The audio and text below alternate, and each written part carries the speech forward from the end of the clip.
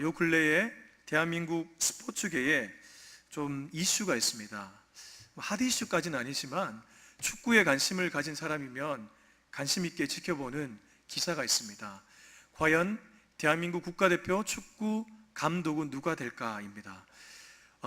현재 대한민국 축구협회, 대한축구협회의 부회장이며 국가대표 감독 선임위원장인 김판곤 위원장께서 유럽에 출장을 가 있습니다. 그런데 그가 감독을 선임하기 이전부터 몇 가지 기준을 세웠습니다.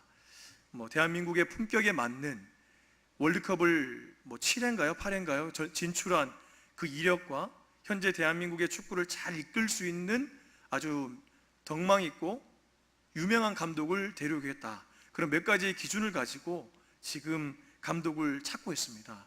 그런데 여러분, 관심 있는 분은 아시는 것처럼 현재 감독을 못 구해서 이 김판곤 위원장이 굉장히 곤혹을 앓고 있습니다. 국민들, 특별히 축구 팬들의 그 원하는 수준을 맞추고 현재 이 대한민국 축구를 뭔가 업그레이드 해줄 만한 감독, 그리고 그쪽에서 요구하는 것들을 잘 서로 맞춰가면서 그렇게 선택하기가 워낙 어렵기 때문입니다. 그렇습니다. 지금 대한민국 축구에서 중요한 선택을 앞두고 있습니다. 오늘 저는 이 선택과 관련된 말씀을 전하고자 합니다. 사실 오늘 본문은 하나님의 언약궤가 다윗성으로 들어올 때에 다윗이 춤을 추고 기뻐했다는 이 유명한 본문입니다. 근데 이때 다윗의 아내였던 미갈은 그를 업신여겼죠.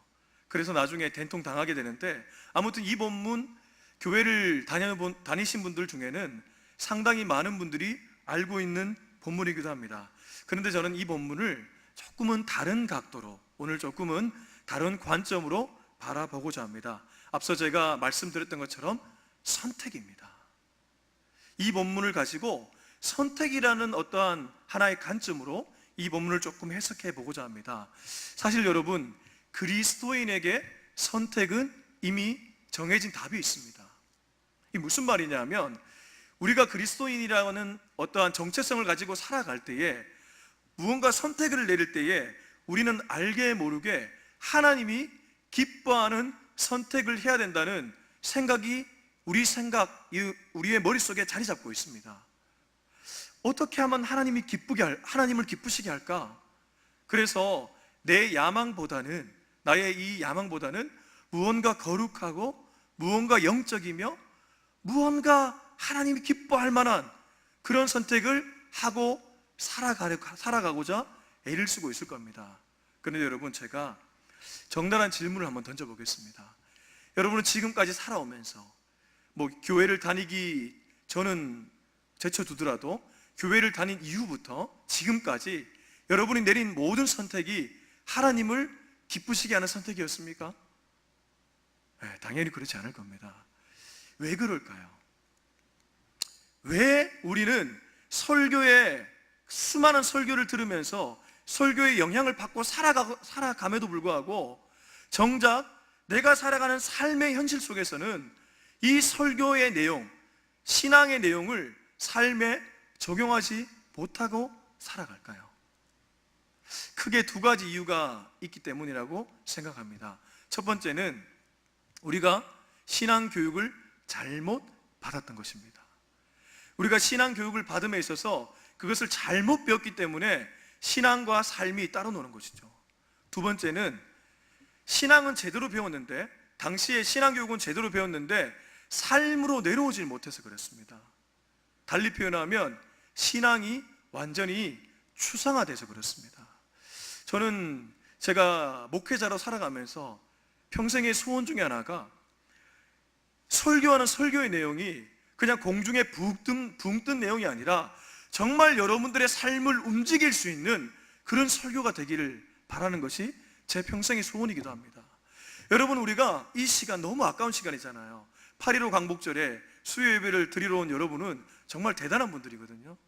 그렇다면 우리가 이렇게 들은 말씀을 정말 우리의 삶 속에 실천할 수 있다면 그것은 결코 아까운 시간이 아닌 것이죠. 그런데 그게 아니라 들었는데 얼마 못 가 까먹고 실제 내 삶에 변화는 일어나지 않고, 그렇다면 우리가 조금 더 구체적으로 말씀을 가져와야 되는 것은 아닌가. 그래서 저는 오늘 이 선택이라는 것, 도대체 어떤 선택이 하나님이 기뻐하는 선택인가 조금 더 구체적으로 가져오자고요. 그냥 뭉뚱그려서 하나님이 기뻐하는 선택을 내리겠다 이런 뜻이 아니고, 도대체 하나님이 기뻐하는 선택은 무엇일까? 여기에 대한 답을 조금 오늘 본문을 통해서 찾아보고자 합니다. 여러분, 오늘 다윗의 이 선택은 첫 번째 선택이 아닙니다. 다윗이 지금 언약궤를, 하나님의 언약궤를 자신의 성으로 가져오고 있는 이 선택, 이 선택은 오늘 본문 12절부터 19절은 두 번째 선택입니다. 그러면 첫 번째 선택은 언제였냐 하면 여러분 사무엘상 6장 1절부터 5절까지를 한번 눈으로 쭉 한번 보십시오. 1절부터 5절을 쭉 보시면 다윗이 3절입니다. 그들이 하나님의 궤를 새 수레에 싣고 산에 있는 아비나답의 집에서 나오는데 아비나답의 아들 우사와 아요가 그 새 수레를 모니라. 이 명령을 내린 사람이 누구냐면 다윗입니다. 첫 번째 다윗이 하나님의 언약궤를 가지고 자신의 성으로 가져오려고 했습니다. 그때 누가 앞장서서 이 언약궤를 수레에 싣고 가져왔냐면 우사와 아요입니다. 근데 이 선택은 문제에 봉착하게 됩니다. 장애물을 만나게 됩니다. 어떤 장애물을 만나게 되냐면 소가 뛰노는 곳에 언약궤가 혹시 다칠까봐 우사가 수레를 확 잡습니다. 언약궤를 잡습니다. 그랬더니 갑자기 하나님이 언약궤를 만진 우사를 어떻게 하죠? 그대로 죽여버립니다. 이 문제에 대해서는 오늘 시간 관계상 다 다루지는 못하겠습니다. 아무튼 우사는 한번 언약궤 잘못 만나서 그 자리에서 즉사해버립니다. 분명히 다윗이 언약궤를 가지고 자신의 성으로 가져오려고 했는데 우사가 죽어서 다윗도 그 선택의 기로에 고민에 빠지게 됩니다. 그래서 다윗이 10절 한번 보실까요? 10절을 우리 같이 한번 읽었으면 좋겠습니다. 10절 다 같이 시작. 즐겨하지 아니하고 가드 사람 오벳에돔의 집으로 메어간지라. 다윗이 첫 번째 선택에서는 장애물을 만나서 망설이다가 결국 그 선택을 잠시 유보합니다. 그러니까 이 선택에서 유보하고 블레셋 사람, 특별히 가드 출신인 오벳에돔이라는 사람한테 보냅니다. 어떤 의미에서 다윗이 조금 비겁합니다. 지금 하나님의 궤를 잘못 만져서 우사라는 인물이 죽었습니다. 그러면 누구도 이 언약궤 만지는 것을 두려워할 것입니다. 다윗도 두려워하죠. 그래서 오늘 10절을 보시면 여호와의 궤를 옮겨 다윗 성 자기애로 메어가기를 즐겨하지 아니했다고 분명히 기록하고 있습니다. 그런데 문제는 자기에게 혹시 화가 미칠까봐 가드 사람 오벳에돔한테 보내버립니다. 그리고 나서 석 달이라는 시간이 흘렀습니다. 석 달이라는 시간이 지난 후에 다윗이 엉뚱한 보고를 듣게 됩니다. 그 보고는 다윗은 심중에 이런 생각을 했을지도 모릅니다. 오벳에돔 위험할 텐데. 근데 석 달의 시간이 흘렀어요. 어떻게 됐죠? 오벳에돔이 엄청난 축복을 하나님의 궤로 말미암아 누리게 되었다는 거예요. 오늘 본문을 보시면 12절입니다. 어떤 사람이 다윗 왕에게 아뢰어 이르되 여호와께서 하나님의 궤로 말미암아 오벳에돔의 집과 그의 모든 소유에 복을 주셨단지라. 다윗이 가서 하나님을 기쁨으로 메고 오벳에돔의 집에서 다윗 성으로 올라갈세. 이 보고를 받고 다윗은 잠시나마 갈등에 빠졌을 것입니다. 분명히 첫 번째 내린 선택에서는 우사가 죽었습니다. 근데 두 번째 그 선택을 하기에 앞서서 오벳에돔의 집에 언약궤가 갔는데 오벳에돔은 죽은 것이 아니라 엄청난 부를, 축복을 누렸다고 합니다. 그래서 다윗이 잠시나마 갈등에 빠졌는데 다윗은 이 갈등을 아주 금방 다시 한번 언약궤를 가져오는 쪽으로 선택을 내리게 됩니다. 그죠 여러분? 오늘 본문에서 다윗의 심정을 많이 비추고 있지는 않습니다. 그대로 언약궤를 다시 가지고 온다는 말씀만 기록하고 있습니다. 아무튼 중요한 것은 다윗은 다시 한번 2차 선택을 내리게 됩니다. 그런데 여러분, 지금부터가 중요합니다. 다윗이 결국 하나님의 언약궤를 자신의 집으로 내려오기로 결단, 곧 선택을 하게 됩니다. 근데 지금부터 다윗이 보이는 반응을 잘 보면 우리가 어떤 선택을 내려야 될 때 그 기준이 무엇인지를 알 수 있습니다. 무슨 말이냐 하면 다윗이 이 선택을 내린 후에 보이는 반응을 크게 세 가지인데, 이 세 가지를 눈여겨보면 우리가 우리의 삶의 중요한 기로에 섰을 때에 우리도 이 세 가지 기준을 잘 보고 내리면 하나님이 기뻐하는 선택을, 하나님이 축복하는 선택을 우리도 내릴 수 있다는 것입니다. 첫 번째입니다. 첫 번째, 다윗의 영혼이 지금 춤을 추고 있습니다. 여러분, 1차 선택을 내릴 때도 사실 다윗은 춤추고 있었습니다. 5절을 보실까요? 5절. 자, 5절을 우리 다 같이 한번 읽었으면 좋겠습니다. 5절 다 같이 시작. 다윗과 이스라엘 온 족속은 잣나무로 만든 여러 가지 악기와 수금과 비파와 소구와 앙금과 재금으로 여호와 앞에서 연주하더라. 다윗이 1차로 언약궤를 가져올 때 뭐 했냐 하면 온 악기를 동원해서 악기 연주를 했습니다. 한마디로 기뻐하며 춤을 췄다는 것이죠. 그리고 2차 선택입니다. 2차 선택 후에 14절을 한번 보실까요? 14절은 제가 읽겠습니다. 다윗이 여호와 앞에서 힘을 다하여 춤을 추는데 그때에 다윗이 배 에봇을 입었더라. 여러분, 다윗은 지금 2차 선택을 한 후에 어떤 반응을 보이고 있냐 하면 춤을 추고 있습니다. 여러분, 우리가 선택에서 중요하게 여겨야 될 기준이 있다면 그것은 그 선택을 내린 후에 우리의 영혼이 춤을 추는지를 잘 보셔야 됩니다. 지금 다윗이 춤을 출 때에 누구를 의식해서 추는 춤이 아닙니다. 달리 말하면 하나님이 지금 하늘에서 내려다보고 있으니까 언약궤 가져오니까 내가 춤춰야지, 그러한 춤이 아닙니다. 백성들이 지금 보고 있으니까 내가 기뻐하는 모습을 보여줘야지, 그런 춤도 아닙니다. 이거는 달리 말하면 다윗의 진심이 움직이고 있다는 뜻입니다. 사랑하는 성도 여러분, 우리가 무언가 선택을 내릴 때에 자기 자신을 부인하고 십자가를 지며 금욕의 선택을 내려야 되는 것이 꼭 그리스도의 선택이 아닙니다. 꼭 그것이 하나님이 기뻐하는 선택이 아니라는 것입니다. 하나님이 기뻐하는 선택은 정직한 선택인 줄로 믿습니다. 여러분이 여러분의 영혼에 정직할 때에, 정직하다는 것은 내 영혼이 춤을 춘다는 것입니다. 내가 그 선택을 내렸을 때에 정말 내 영혼이 춤을 추는가? 내가 정말 그 선택을 내렸을 때에 하나님께 감사하며 춤을 추는가? 그렇다면 여러분, 망설이지 말고 그 선택을 내리며 그 길로 걸어가시기 바랍니다. 하나님이 그 선택을 기뻐 받으십니다. 다윗은 지금 언약궤를 가져오기로 2차 선택을 내린 후에 너무 기뻐서 바지가 흘러내릴 정도로 춤을 추고 있습니다. 두 번째입니다. 두 번째 선택은 얼굴이 밝아지고 기쁨의 영이 충만한 것입니다.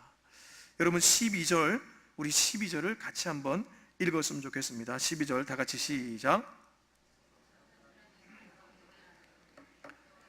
하나님의 계로 말미암아 오베데돔의 집과 그의 모든 소유에 복을 주셨다는지라.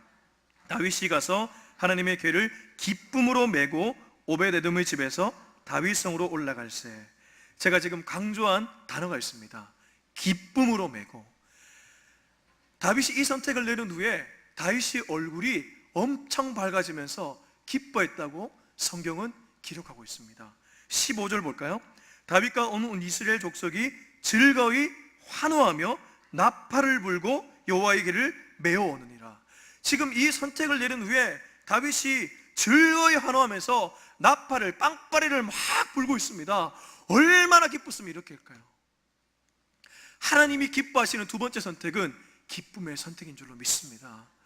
여러분, 지금 다윗의 얼굴이 밝아지고 있고 기뻐하고 있습니다. 사탄 마귀는 기쁨을 줄 수가 없습니다. 마귀의 본래 속성이 거짓인 것을 여러분 모두가 알고 있을 것입니다. 마귀는 거짓의 영일 뿐만 아니고 그늘지고 우울하며 어두움의 영입니다. 그래서 그 선택을 내렸을 때에 만약 내 영혼이 어두워지고 내 영혼이 그늘지며 내 영혼이 뭔가 어두워진다, 여러분, 그것은 하나님이 기뻐하는 선택이 아닙니다. 창세기 1장을 보면 하나님의 창조 기사가 끝날 때마다 하나님이 뭐라고 말씀하시냐면 보시기에 좋았더라, 보시기에 좋았더라, 심지어 인간을 창조하신 후에는 보시기에 심히 좋았더라고 얘기합니다. 하나님 당신이 기쁨의 영입니다. 사단 마귀는 완전히 어둡고 그늘지며 우울함의 영이라면 하나님은 정반대인 기쁘고 밝음의 영인 줄로 믿습니다. 그러므로 여러분, 하나님이 기뻐하는 선택은 우리가 기뻐하며 우리가 즐거워하며 우리 얼굴이 밝아지는 선택인 줄로 믿습니다. 사랑하는 성도 여러분, 기뻐하는 일을 선택하시기 바랍니다. 여러분의 마음이 뭔가 기쁨이 있으면 그것이 바로 하나님의 뜻입니다. 믿음으로 그 선택을 내리시고 걸어가시는 저와 여러분이 되었으면 좋겠습니다. 마지막 세 번째입니다. 세 번째는 그 선택을 내렸을 때에 주변이 살아나면 그것은 하나님이 기뻐하는 선택인 줄로 믿습니다. 우리 18절과 19절을 연속해서 읽었으면 좋겠습니다. 18절 19절입니다. 다 같이 시작.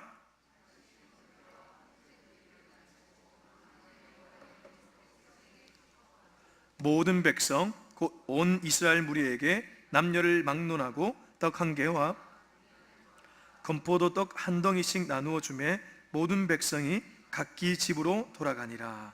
아멘. 여러분, 18절을 보면 다윗이 번제와 화목제를 드린 후에 뭘 하냐면 첫 번째 한 반응이 백성을 축복했습니다. 다윗이 언약궤를 내려오기로 2차 선택한 후에 자기 영혼만 춤추고 자기만 기뻐하는 것이 아니라 백성을 축복하기 시작합니다. 달리 말하면 이 선택을 내리니까 주변이 같이 살아나기를 시작하는 거죠.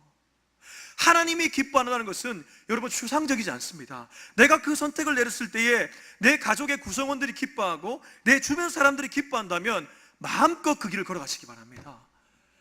하나님이 기뻐하시는 선택에는 주변 사람들이 살아나는 역사가 일어나게 되어 있습니다. 여러분 19절을 보실까요? 모든 백성 곧 온 이스라엘 무리에게 남녀를 막론하고 떡 한 개와 고기 한 조각과 건포도 떡 한 덩이씩 나누어 주매 모든 백성이 각기 집으로 돌아가니라. 지금 다윗이 축복에 그친 것이 아니라, 말만 축복한 것이 아니라 음식물들을 나누어 주고 있습니다. 한마디로 소유를 베풀어 주고 있습니다. 이것을 달리 말하면 베품의 영이 다윗에게 임했습니다.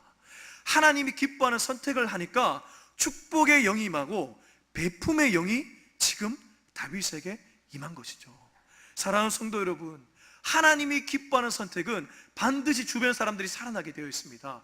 내가 주변 사람들을 위해 마음껏 나누어 주게 되어 있습니다. 왜냐하면 내 영혼이 춤을 추고 있고 내가 지금 기뻐하게 되니까 주변 사람들에게 마음을 내어주게 되는 것이죠. 다윗이 지금 그런 선택을 내리고 있습니다. 에스겔서 37장을 보면 유명한 환상이 나옵니다. 마른 뼈, 골짜기 환상입니다. 에스겔이 불현듯 환상을 보게 됩니다.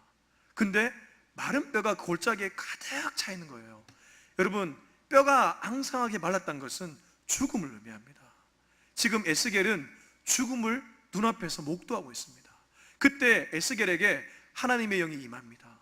너는 가서 생기야 일어나라, 말씀을 대언해라. 생기야 일어나라, 그렇게 대언해라.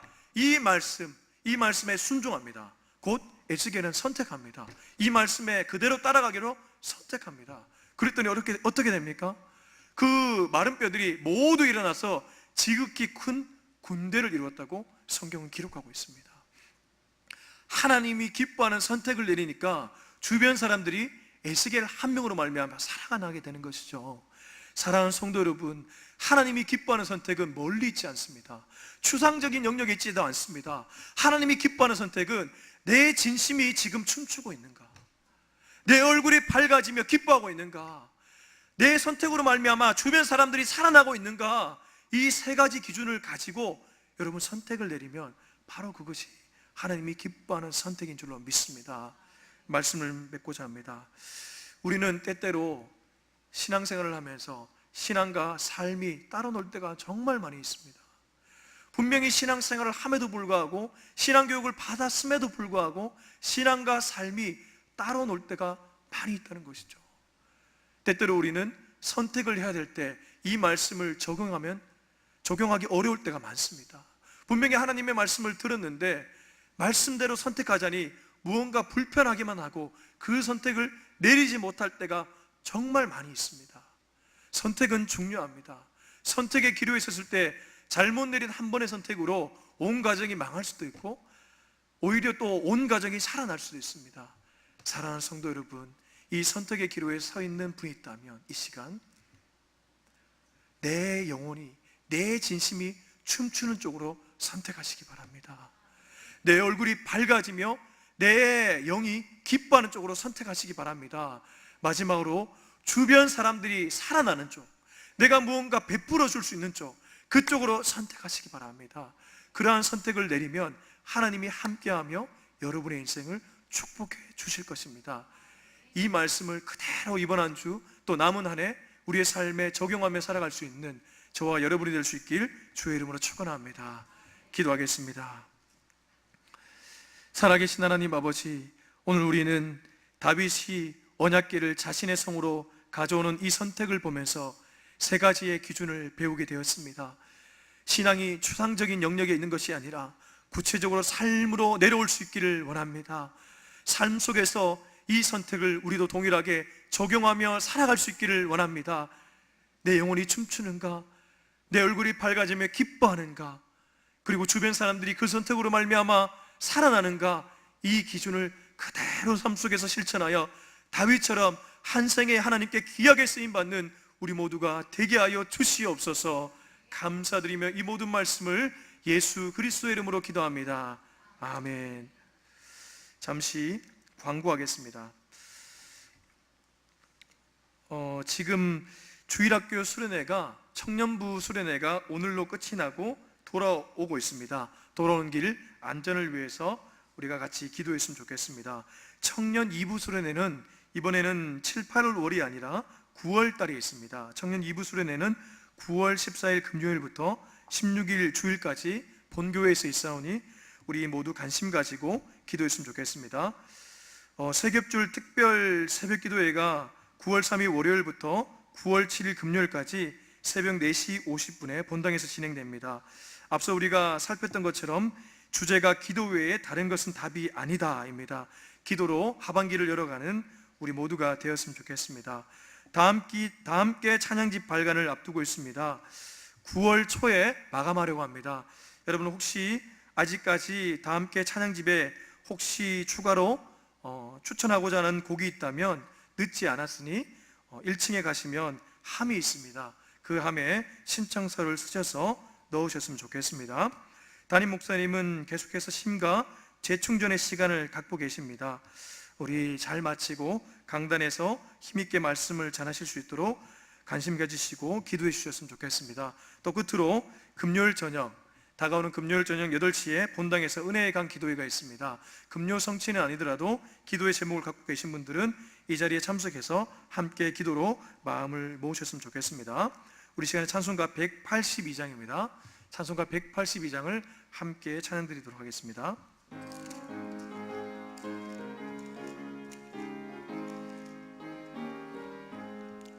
강물같이 흐르는 기쁨 성령 가림함이라 정결한 마음 영원하도록 주의 거처 되겠네.